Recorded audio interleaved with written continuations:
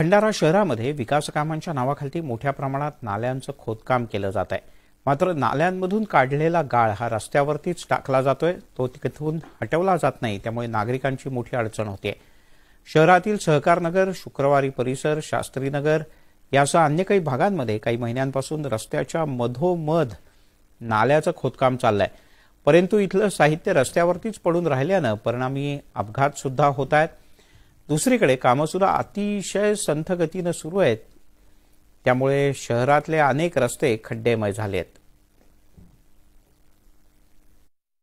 सरकारने जे गटारी लाईनचे प्रकल्प आणलेला आहे याच्यामुळे जनतेला इतका त्रास होत आहे की मुलं बाळ रस्त्यावर पडून राहिली आहेत, गाड्या स्लिप होत आहेत, जाता येत नाही लोकांना। आणि हे जे रोड आता याच्या अगोदरच 6 महिन्याच्या अगोदर रोड पक्का बांधकाम केलेलं होतं, ते आज गटारी लाईनसाठी फोडण्यात आलेलं आहे। मग त्याच्या अगोदर जर गटार लाईन करण्याच होतं तर रस्ते बनवायला पाहिजे नव्हते, रस्ते बनवायचे होते तर मग गटार लाईन करायला नाही पाहिजे होती। या गटर लाईनचे पाईप टाकले, रोड काही बरोबर बुजवला नाही, लोक पडतातही, चपा सर्दी खोकल्याने तब्येती बघून राहिल्या, घरामध्ये जोडे जाते। काय करायला पाहिजे? जागा प्लेन करायला पाहिजे नव्हता, याने बरोबर बुजवले नाही। तिकडे रत्नागिरीतल्या दाभोळ गावाला ऐतिहासिक महत्व आहे, मात्र या गावाचं ऐतिहासिक महत्व गेल्या काही काळापासून कमी होताना दिसतंय।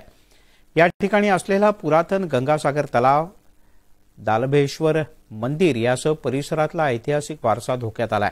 त्यामुळे दाभोळमधील ऐतिहासिक वारसा जपावा यासाठी विविध उपाययोजना तातडीनं करण्याची गरज सामाजिक कार्यकर्त्यांकडून व्यक्त करण्यात येते। दाभोळला प्राचीन इतिहास आहे, रक्तरंजित इतिहास आहे। दाभोळला एक प्राचीन गतवैभव लाभलेला आहे। असं हे दाभोळ अलीकडे मात्र पुरातत्व विभागाच्या दुर्लक्षामुळे इथलं जे प्राचीन ठेवा आहे तोच नेमका दुर्लक्षित असल्याचं आपल्याला पाहायला मिळते। बंदरामध्ये अनेक तोफा जे आहेत त्या धुळखात पडलेल्या आहेत। इथलं जे पुरातन जे वास्तू आहेत त्या वास्तूकडे सुद्धा फारसं लक्ष दिलं जात नाही।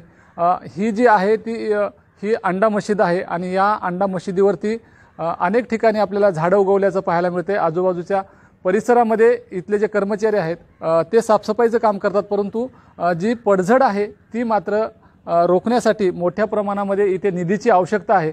दाभोळला असा ऐतिहासिक वारसा लाभलेला आहे। अनेक ठिकाणी आपल्याला इतिहासाचा पाऊलखुणा या दाभोळमध्ये पाहायला मिळतात।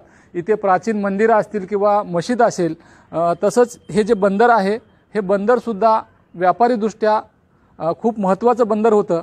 या ठिकाणी अनेक स्वाऱ्यासुद्धा होऊन गेल्या। छत्रपती शिवरायांच्या पदस्पर्शाने पावन झालेलं हे दाभोळ बंदर आहे आणि याच बंदरामध्ये या गावामध्ये आपण दुरावस्था पाहतोय। अलीकडे मात्र इथला जो ऐतिहासिक ठेवा आहे तो लुप्त होण्याच्या मार्गावर आहे। पुरातत्व खाता असेल किंवा इथले जे लोकप्रतिनिधी आहेत त्यांनी जर का इथे लक्ष दिलं तर हा जो ठेवा आहे त्याचं जतन होईल आणि गतवैभव प्राप्त झाल्याशिवाय राहणार नाही। शिवाजी गोरे, न्यूज 18 लोकमत, दाभोळ।